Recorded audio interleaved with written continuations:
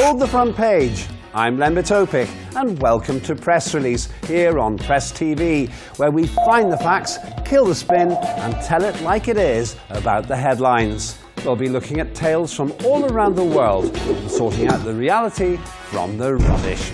First, a roundup of the week's news with the stories that cause more questions than answers.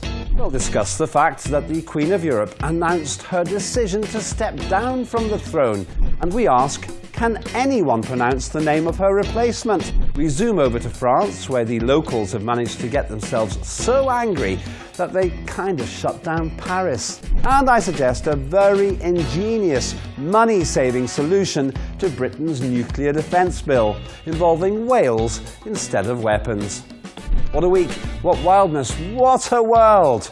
Let's get down to the details and separate the political friction from the political fiction. You've probably already heard of Brexit, but what about Mexit?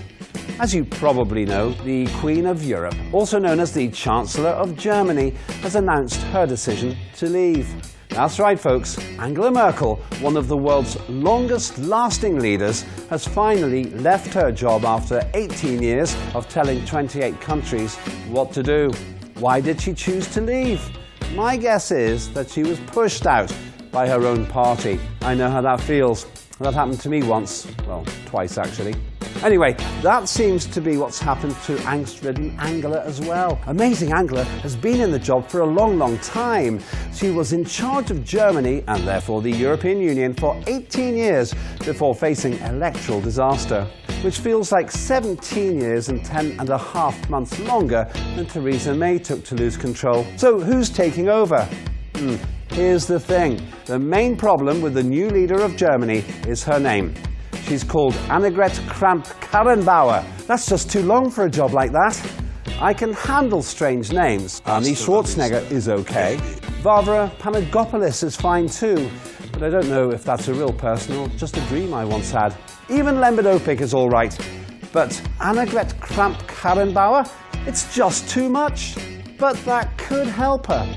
If things go wrong, nobody is going to blame her because it's just too hard to say her name. We'll just blame Theresa May instead. Merkel's last speech wasn't exactly emotional. And now it's time to open a new chapter. Today, at this hour, in this moment, I am filled with one overriding feeling: gratitude. It has been a great pleasure. It's been an honor. Thank you. But she's still got a 10-minute-long standing ovation. The most I've ever got is about 30 seconds, mainly because it took that long for everyone to leave the room. So for me, it was more of a walking ovation, really. Will the Germans miss her? The new lady claims she's known to be a mini Merkel. So let's just call her that and keep it simple. France had a bit of a quiet December. The museums were empty and the Eiffel Tower had nobody going there. The rioting locals had scared the tourists away. Maybe that was just as well, because instead of showing the visitors how to get into the museums, the police were able to spend time arresting local French people for turning up at those same destinations. Still, some people were coming to take a look. But visitors were also heading for disappointment at the tower, which was closed and fenced off. What's a bit strange is that when all this was happening, the protesters who had been causing so much trouble had already won. The government had backed off some tax rises for fuel, and you'd think the French would have been happy. And so it seems that the people's choice for president, Emmanuel Macron, has become the people's choice for protest. It's happened before. Being in charge of France is hard work. They got rid of Napoleon, and he never even raised fuel taxes. Plus ça change.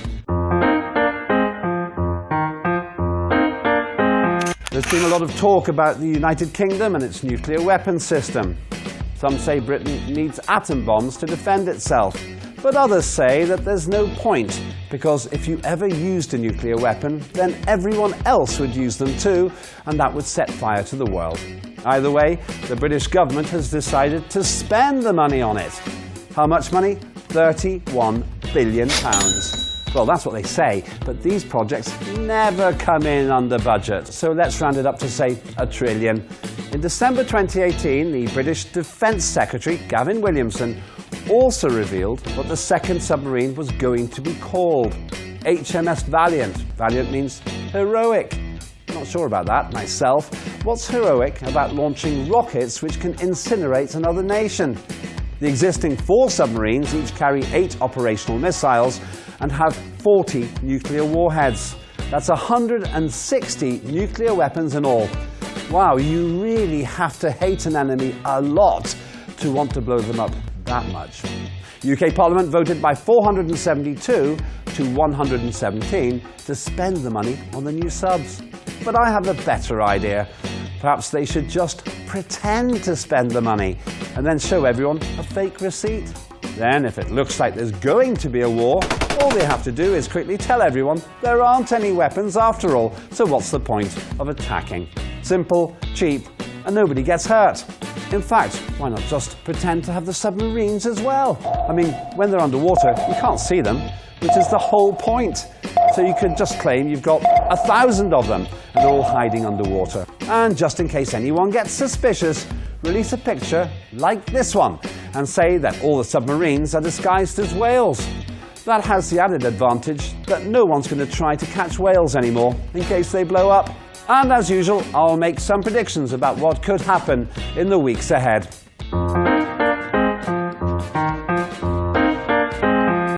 Firstly, after months of trying to get people to say her name right, the new German Chancellor will realise this is impossible and change her name to Angela Merkel, meaning she will also save money on stationery and the sign on her door. Paris protesters will continue to riot until nobody at all goes to France anymore. The nation will go bankrupt, after which Disney will buy the whole of France and rename it Le Disneyland. I mean, they've already started on that one. And I predict the British nuclear submarines will become so expensive that the UK government decides it's cheaper to defend Britain by submerging the entire country instead. So no one can attack the population except fish. That's it for this week. Thanks for watching, and join me next time for Press Release here on Press TV, the show that takes the political fiction out of the political friction. Hold the front page, but don't trust it. Trust me.